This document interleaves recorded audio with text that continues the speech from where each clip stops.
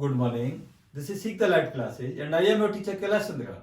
आज हम 12th class Indian history के 6 चैप्टर में भक्ति सूफी परंपराओं में हम चर्चा करेंगे भारतीय उपमहाद्वीप में चिश्ती सिलसिला कि भारत में चिश्ती सिलसिला का विकास किस प्रकार हुआ। तो सबसे पहले चिश्ती सिलसिला की स्थापना जो अफगानिस्तान का चिश्त शहर है वहां पर हुई। इसकी स्थापना ख्वाजा अबू अब्दाल चिश्ती ने की और भारत में हम देखते हैं कि मोहम्मद गौरी के समय में मुइनुद्दीन चिश्ती भारत आए और उन्होंने अपना खानका अजमेर में बनाया। अजमेर में ही चिश्ती संप्रदाय का या सिलसिले का प्रचार प्रसार शुरू किया और इनकी मृत्यु के बाद अजमेर में ही इनका दरगाह है जिसे गरी ए नवाज के नाम से जाना जाता है। यहाँ पर देश प्रदेश के बहुत सारे लोग मन्नत मांगने के लिए यहाँ पर आते हैं। अब देखते हैं कि इनके बाद एक दो शिष्य रहे। एक रहे हमीमुद्दीन नागौरी जो राजस्थान के निवासी थे। इन्होंने अपना कार्य क्षेत्र, अपना प्रचार क्षेत्र राजस्थान को चुना और दूसरे थे कुतुबुद्दीन बख्तियार काकी। इन्होंने अपना प्रचार क्षेत्र दिल्ली को चुना और दिल्ली में इस समय पर कुतुबुद्दीन ऐबक का शासन था। कुतुबुद्दीन ऐबक बख्तियार काकी से बहुत ही प्रभावित था।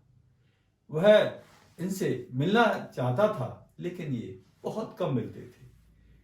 ये धन भी नहीं लेते थे लेकिन जो धन इनके पास होता था वह भी गरीबों में बांट दिया करते थे। कुतुबुद्दीन ऐबक ने इनके नाम पर दिल्ली मेहरौली क्षेत्र में एक कुतुब मीनार का निर्माण कराया।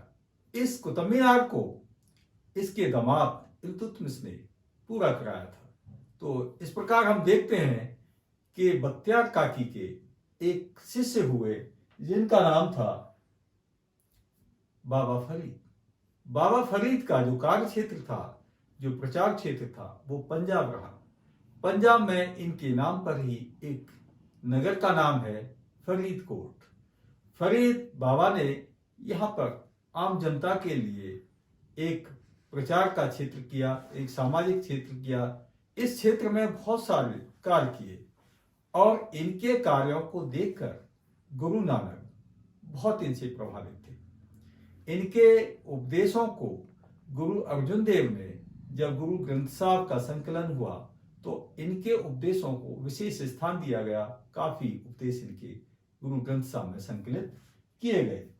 अब देखते हैं कि एक इनका शिष्य था, वो था निजामुद्दीन औलिया। निजामुद्दीन औलिया अब तक के जितने भी जो चिश्ती हुए उन सब में लोकप्रिय रहे। इनका जो खानका दिल्ली में और यहाँ पर बहुत सारे लोग देश विदेश के यहाँ पर आते हैं और इन्होंने इस संप्रदाय को काफी आगे बढ़ाया। इन्होंने जो बादशाहों से दूरी बनाए रखी, धन किसी से नहीं लेते थे। एक बार अलाउद्दीन खिलजी बंगाल विजय के बाद इनसे मिलना चाहता था लेकिन अलाउद्दीन औलिया ने बिल्कुल साफ मना कर दिया और कहा दिल्ली दूरस्थ, दिल्ली अभी दूर है। और बाद में यह भी कहा कि अगर बादशाह मुझसे मिलने आएगा तो वह एक दरवाजे से आएगा तो मैं दूसरे दरवाजे से बाहर चला जाऊंगा लेकिन मैं बादशाह से नहीं मिलूंगा। इस बात से अलाउद्दीन खिलजी बहुत ही ज्यादा प्रभावित रहा। अब देखते हैं कि निजामुद्दीन औलिया के दो शिष्य रहे जिन्होंने चिश्ती सिलसिले को आगे बढ़ाया। पहला शिष्य था शेख नसरुद्दीन चिराग दहलवी, जिसको आप चिराग दिल्ली के नाम से भी जानते हैं।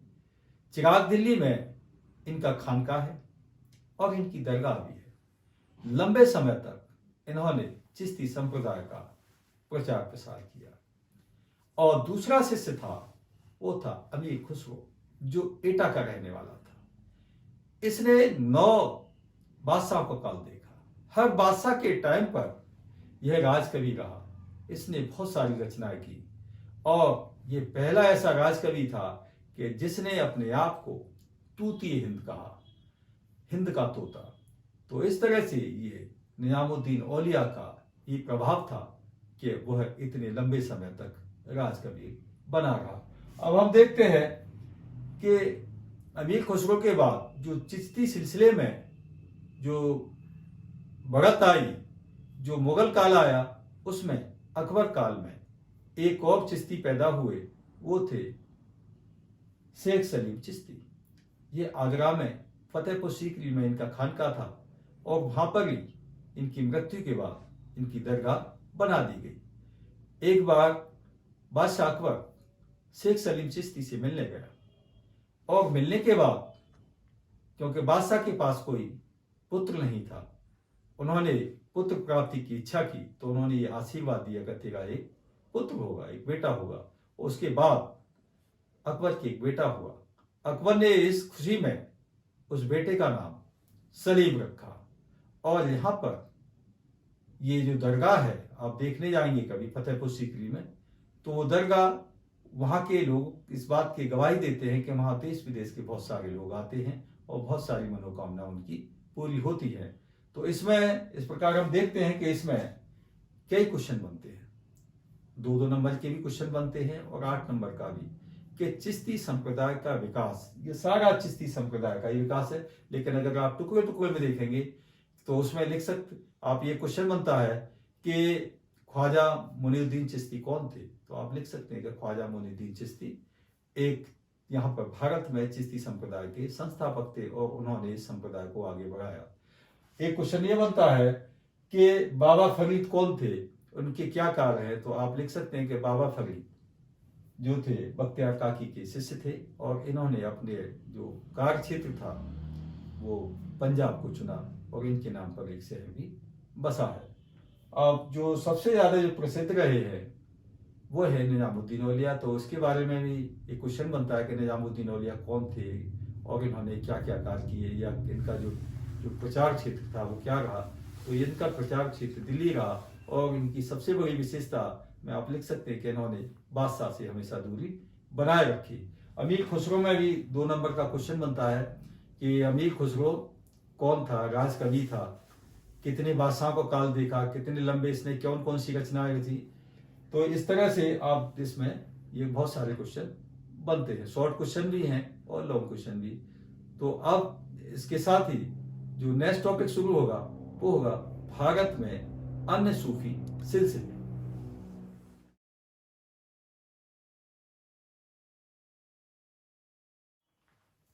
सोहरावर्दी सिलसिला, यह सिलसिला कुरान और शरीयत की पवित्रता में विश्वास रखता है।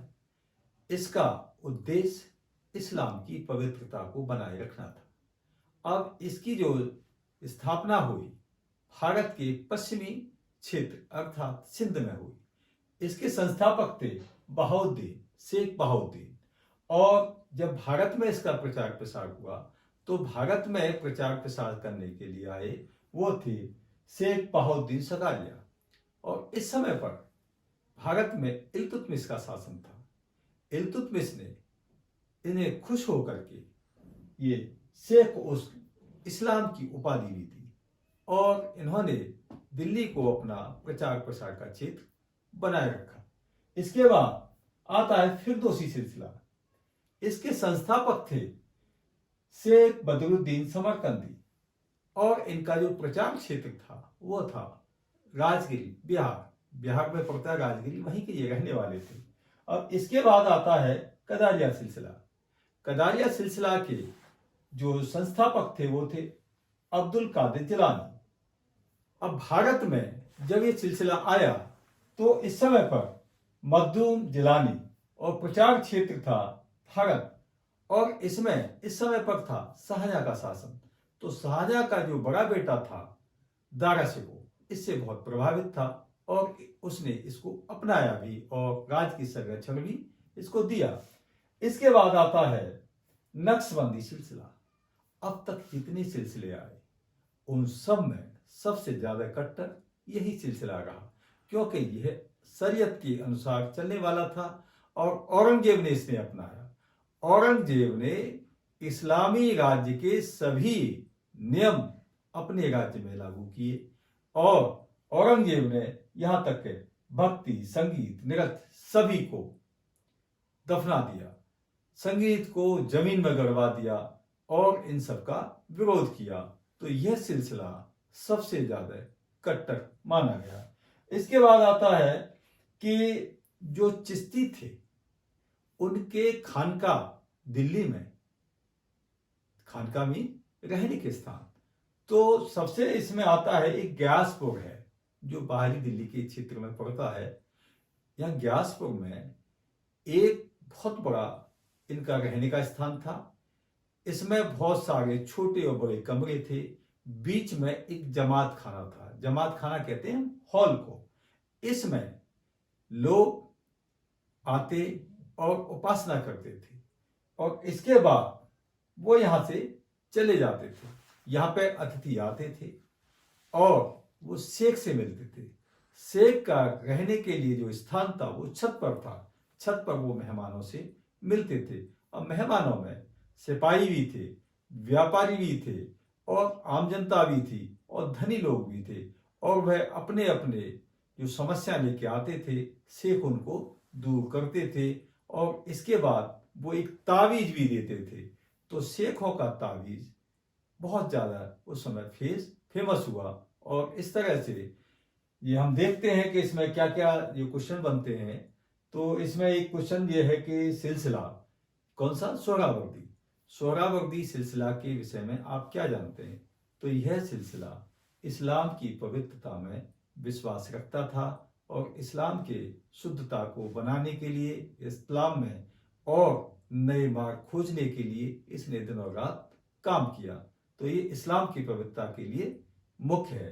तो आप इसमें ये लिख सकते हैं। बाकी जो है जो सिलसिले आते हैं वो एक एक नंबर के आते हैं। जैसे फिरदौसी सिलसिला, तो इसके संस्थापक कौन थे ये पूछा जाता है, तो शेख बदरुद्दीन समरकंदी।